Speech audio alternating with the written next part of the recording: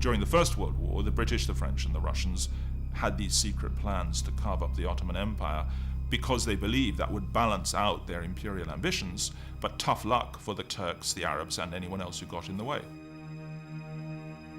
Certainly, all the seeds were planted then, in the sense that it was the British who promised the Arabs independence on the one hand, and a Jewish homeland on the other, and you could not simply reconcile one with the other. The British scattered promises to anyone who might be of some use to them without thinking about the consequences. So British duplicity, British double-dealing went a long way to perpetuate the conflict in Palestine. At the end of the day, when you're fighting a war, you are very liberal in what you're offering in terms of a post-war settlement.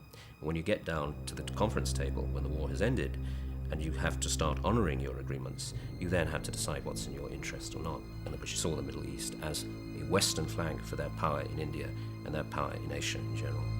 Diplomacy in general has always had a secret dimension to it, but where discretion ends and conspiracy begins is an open question. But during the period up to and during the First World War, there was a particularly intense set of negotiations and discussions between the major imperial powers, between the French, the Russians, and the British in particular, cutting in the Italians as well, about what would they do when the war was over and when the Ottoman Empire broke up. The British government hoped that by striking a deal over the spoils of war, it would strengthen the alliance against the Central Powers. But Britain's strategy to undermine the enemy via the Ottoman Empire also required subversion. By using domestic opposition to weaken, maybe even destroy it, Britain exploited a new movement sweeping through the empire: nationalism. Nationalism in the sense of believing that there are peoples with a clear cultural identity and that these people should have independence. That idea spread to the Middle East as to other parts of the world in the latter part of the 19th century. So you had the beginnings in the Ottoman Empire of a Turkish nationalism. This came to a head when the Young Turks took power in a coup in 1908 and started to impose their language and culture on the Arabs of the empire. But this only reawakened an interest amongst Arabs in their own heritage.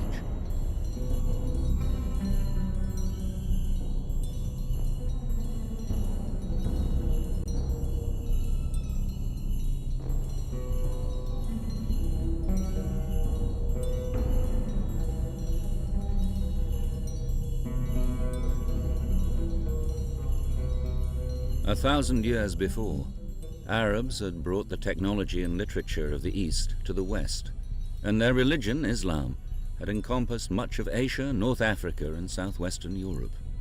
The idea of recovering that historic grandeur had remained in the consciousness of Arab intellectuals. By the start of the First World War, the antagonism between Arab and Turk had increased. The very fact that the Turks were saying, we want to have a unified empire, meant the Arabs said, wait a minute, we're not part of this. So all of this literary and nationalistic revival then took a much more political form, and therefore you got the emergence of Arab nationalism. They had arrived at the conclusion that remaining in the Ottoman Empire was becoming hopeless, that they couldn't actually share power with the Turks. And they began thinking of having their own state. By the summer of 1915, British intelligence confirmed that the Arab nationalist movement was the breakthrough the government was looking for. Britain and her French ally dispatched officers to sound out Arab leaders. Both the French and the British started, you could say, seducing various local Arab leaders that if you side with us, we'll give you your independence. So why don't you leave the Ottomans? And various people were tempted as a result. If they thought they could actually gain independence, why not side with the Europeans against the Ottomans? The idea was to tempt the Arabs into a revolt against their Ottoman overlords and create a diversion which would tie down the Central Powers in the Middle East.